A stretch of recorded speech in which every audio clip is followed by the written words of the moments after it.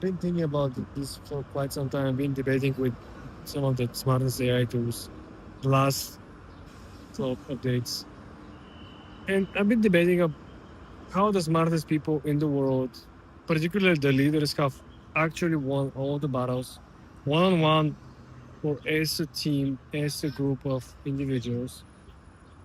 And what's very important is that the history always repeats itself, regardless of whether you like it or you don't like it. The history always repeats itself, and if you don't want to study the history, it's okay. That's on you. But you should understand that there's a very high chance for you to be conquered by not understanding the history. And the history currently is repeating one on one with the 1700s history. Let me save you some time reading, save you some time comprehension, asking ChatGPT what this means, etc. Right? In the history, you always want to be the smartest in the room. But in fact, in 1700s, the people who were ruling the world were not the smartest. They were, in fact, surrounded by the smartest people in the world. They were surrounded by advisors, people who were war lords under the shadow. They were not publicly announced. They were not publicly scheduled to be the war leaders. They were scheduled to manage the actual army, but they were exceptionally good in psychology and strategy. They knew exactly how to extract the most of every single battlefield. Sometimes you just know that you're going to lose this battle. The question is how you can actually benefit from it. What is the most alpha you can extract from this battle? In terms of knowledge, in terms of skills or experience for your army, and take it from someone like myself who is usually operating by himself, who believes in wishes to bet on himself, not on other people. Because I know that when I bet on myself, I'm going to put 200%. I'm not going to sleep. I'm not going to eat. I'm not going to drink water until the task is completed, until the objective is completed. That's who I am. That's my personality. And I've seen a lot of people who are getting a very hard time to get motivated to put a 400% of themselves. And this is why I understood that, if you want something to get done, you have to do it by yourself. That's probably not a secret. A lot of you born leaders understand that. But in life, sometimes there are tasks that you cannot really complete by yourself. There's a multi-level strategy. Sometimes you just have to plan slowly and execute fast. You need to spend a lot of time setting the enemy. You have to spend a lot of time analyzing the best possible way for you to actually interact with the enemy, which will actually balance or equal the playing field. Let's say you're fighting someone who is much stronger than you. Let's say there is Achilles who's trying to fight someone like Caesar, right? Who has a immense power of human bodies who will fight not only for him but who will fight for Rome as well. You need to understand that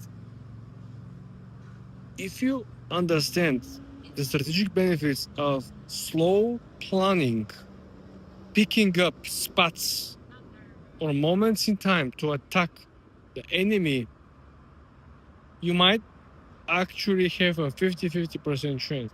If you pick the spot when the Achilles was actually hurt, when the Achilles was actually out of shape, you could have a 50-50% chance of beating him. Same goes for Hercules, right? A lot of people think that Hercules was the most strongest human being, a partial god, a semi-god, and no one as an actual human can beat Hercules. But if you pick the exact time, if you schedule the battle on the time when he was weak, when he was hurt, when he was distracted, you have an actual physical, realistic 50-50% chance to beat Hercules as a normal human. When you understand this, your your battlefield winning strategy as a leader of one or leaderless or leaderless army or leaderless of country completely changes. Let's take an example of country as North Korea, right? They have been trying a lot of experiments. They have been trying to launch rockets. They've been trying to launch nuclear weapons. But honestly, it's all buzz. They don't really believe that they can actually have accurate strikes on any country around the world. It's just nonsense. But let's say they wait for the exact time frame or time in the world history when there's no equal manpower that can actually contribute to the winner or loser in a war where, let's say, other country, non-US, because US is superior in launching rockets, compete to each other. Let's say North Korea decides to pick up a time in place in the world history when none of the other countries competing has achieved anything significant. Let's pick, for example, India. India has tried to achieve launching rockets, has tried to achieve reusable rockets. China today actually posted a video of achieving reusable rockets, which in my opinion could be very likely, in my opinion, personally, to be an AI.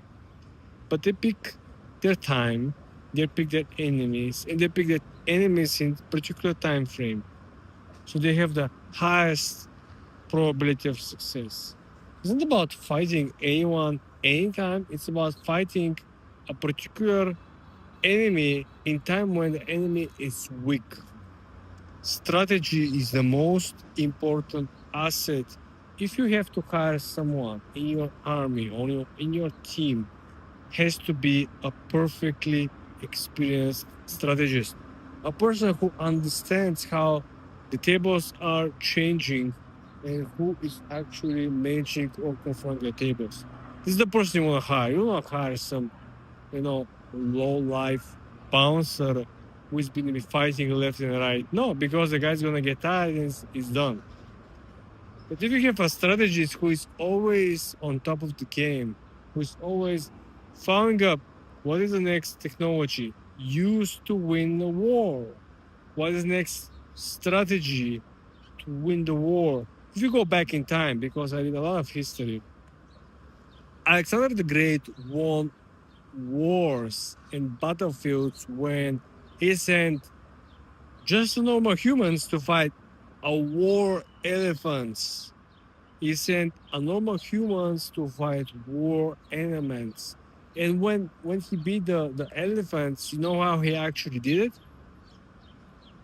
Sure, the first line of soldiers, Alexander the Great, lost the battle. They died because the elephants actually stepped on them.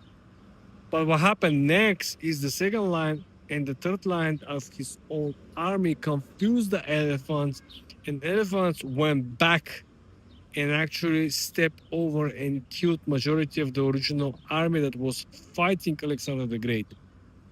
So the person who actually built the strategy of Alexander the Great army knew exactly how this is going to play out. He didn't say that, you know what, the first line of your army is gonna die. He just said that, you know what, you're going to win this war if you do this, this, and this. Find strategists for your business and keep them. Pay them well. Take a very good care of them. If before the salesperson or sales individuals in your company were the most important, now it's the strategists